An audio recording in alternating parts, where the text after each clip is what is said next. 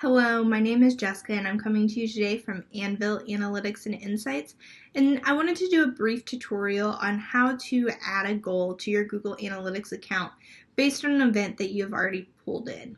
So what we're going to do is we're going to come down here to Admin.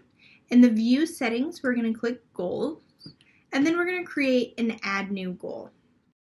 So from here, we're going to come down here and choose Custom. We're going to continue. The goal that we want to fire is a Contact Us form on our landing pages. So we're going to name it Contact Us Form Submit. Anvil landing pages. You can leave the goal slot ideas to whatever Google defaults to. That's totally fine. We're going to choose Event and then press Continue again. So from here, we need to know the category, the action, and the label of the event that we want to base this goal off of. So to easily find that, you can come into your tag in Google Tag Manager. Now we use Contact Funnel for a lot of our different events in Google Analytics. So what's really going to be unique to this individual tag is this action. So we're going to come here and we're going to highlight and copy all of that.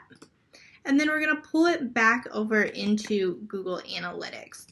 Now, every time that an event fires that has the action equal to landing page form submit dash completed, this goal will fire. Now, if you want to manually set a value for the conversion, you can go ahead and toggle this off.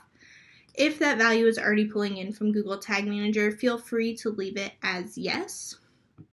And then before you continue any further, you want to verify that this goal is firing, especially if this is a goal that or an event that you've had set up for a while now. Go ahead and verify it and it'll tell you how many times the goal is fired in the past 7 days. So once you're done with that and you've verified the goal to make sure it's firing as you would expect, you're going to go ahead and click Save. After that, you've got your goal set up in Google Analytics. It's going to start recording that data, so you should be set. If you want to receive more tips and tricks for Google Analytics, Google Tag Manager, or Google Data Studio from us, make sure you check out our site and subscribe to the newsletter in the bottom.